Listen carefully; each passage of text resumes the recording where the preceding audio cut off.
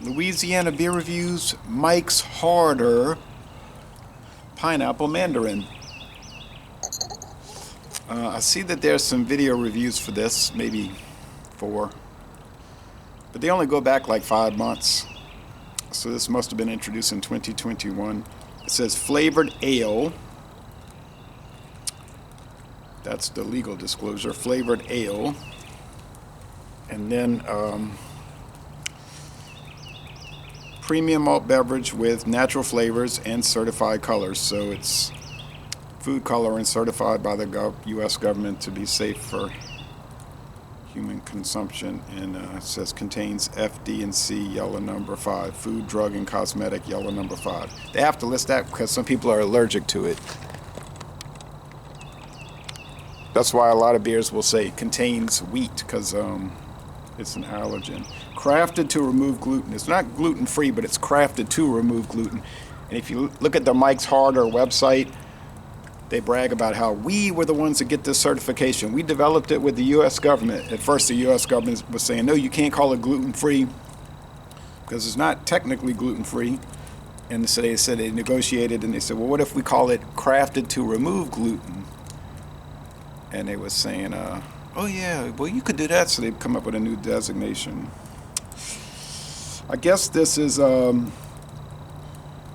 232nd day of 2021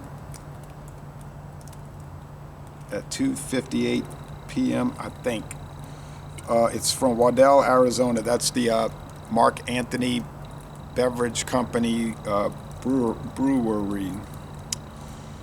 There's also one in New Jersey, and I think on the website they're talking about opening or they're building a third one.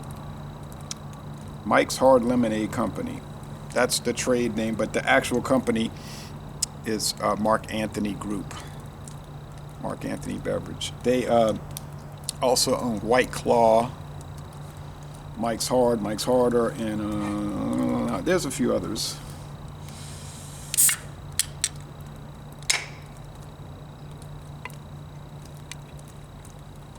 Bought this at a new gas station that just opened up this month on Louisiana Highway 3188. A nice smoke. Also, that it says Exxon on the pumps, and it's on the go. That's their convenience store on the go. But then by each pump it says Exxon Mobil Esso. I said Esso. My parents used to say that when I was a little kid. Go to the Esso station. I always would say, why you call it an Esso as a little 5-year-old? I say, isn't it Exxon? But they always would say Esso. All right, so it's yellow. Looks like yellow number 5. Kind of that turmeric, I think they call it, color. I think that's what it's made from, if I'm not mistaken. But anyway, so it's natural flavors. Natural pineapple flavor. Natural mandarin orange flavor.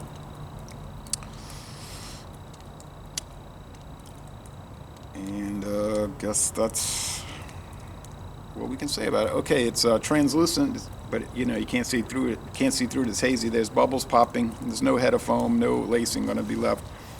If you read the website for, oh yeah, they own Cayman Jack. That's the real popular one. The margarita flavored ones, Moscow Mule, Cuban Mojito, etc. ones. They talking about how they try to make this like a vodka almost, but it's not made from vodka, but they take a beer base, malt base, barley malt, corn products, hop extract probably, and they brew it down almost like a distillate, like a clear, odorless, colorless product, a grain neutral beer instead of a grain neutral spirit, which would be liquor, because they don't want it to have any flavor or aroma. And they say they want to build the flavors, the natural pineapple, the natural mandarin, on that.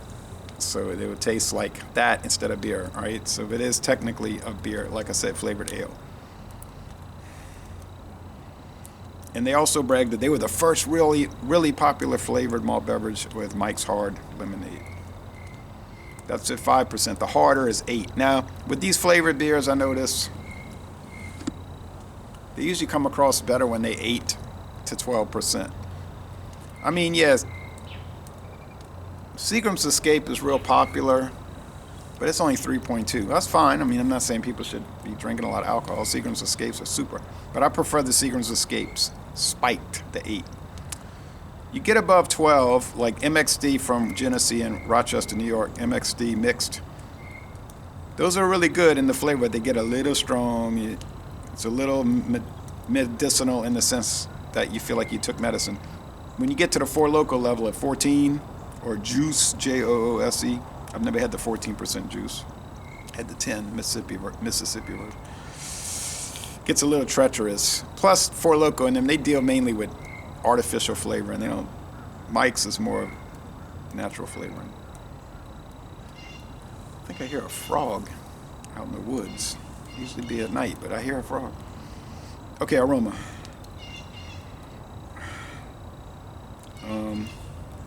Aroma. It's some strange. I can't pick it up. There's some kind of fruit and like white bread base, like that would be from the malt. All right, taste. And by the way, malt beverages must by law contain hops. Malt beverage must contain hops. A beer does not have to contain hops. You say, well, a malt beverage is a beer. A malt beverage is the most popular type of beer. They have beers made from cane sugar, a barley substitute, like the White Claw or the Cacti, which was discontinued this month. That's a sugar-based beer. Malt beverage made with barley malt. I don't think barley malt is the lead ingredient in this, though. It might be sugar.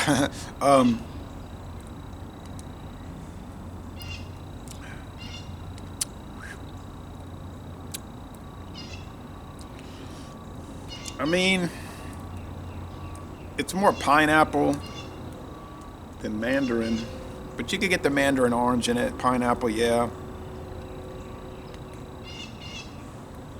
Prickly carbonation. There's a white bread, very light white bread underbody coming from the grains, which is almost invariably, it's not wheat because they would say it on the thing, contains wheat on the label, but you know the grain's going to be barley malt of some sort, extract perhaps, malt extract, and corn. Probably not corn grits, probably corn syrup. But whatever. Does it taste like that strangely drying high fructose corn syrup? No, doesn't. It's about 44 degrees right now. This is good for this kind of weather. I don't drink this kind of weather. I don't drink these things. Oh, and it's one of those 45 days a year in Louisiana where it'd be sunny and dry. I don't drink these kind of things aside from doing reviews. And I'm serious, I don't. I had to buy the 12-pack of Mike's Harder and the Cayman Jack because I needed to get the 12-pack to get the flavors, because some of them are only sold in the variety packs. So yeah, I mean, I drank the rest, but normal drinking, no. I honestly, I'm telling you the truth, I never drink these things. Okay? But that's okay, because a lot of people do drink. I don't think it'd be a good thing to drink all this sugar all the time, but some people are into that. But if you're into really sweet drinks, alcohol drinks,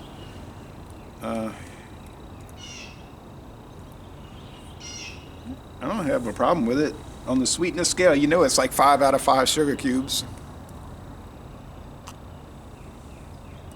Bitterness scale, there is no bitterness. It's not perceivable. 0 out of 5 hop cones. If there was a tartness scale, I mean, it's pretty tart, like citric acid, you know, that acidic that you get it with pineapple and mandarin oranges. Now, what kind of flavoring are they using? Well, all I can say is natural flavoring.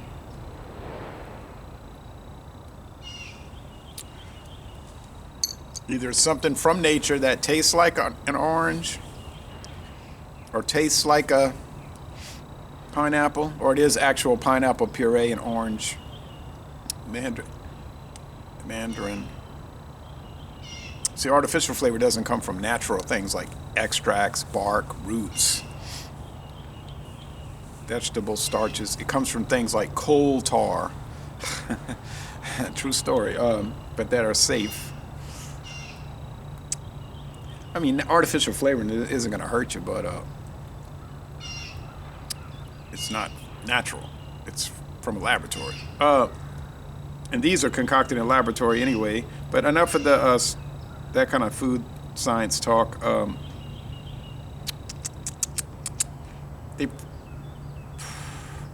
I get the impression from tasting these that they're getting some commodity like dehydrated Mandarin orange and dehydrated pineapple. It probably comes in some huge bag, and it's just like powder. You know what I'm saying?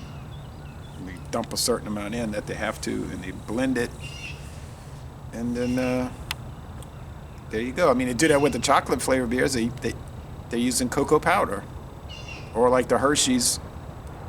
The one they're also using cocoa chocolate syrup with the Yingling Hershey's. So to use powders, dehydrated products is really the common thing. And then like I was saying in the last video with the flavored beer, that one of these craft beer companies was using this, like, they call it like, I don't know, some kind of orange, like tangerine or satsuma rescue, where they said, yes, we got these oranges that were to be thrown out because they were too turned to sell in the store. And we got them and we rescued them for the environment to use in our flavored beer. And I'm like, haha, yeah, sure. Everybody probably does that, and you're just using that as a marketing tactic to sell it. But that's pretty clever anyway. Score.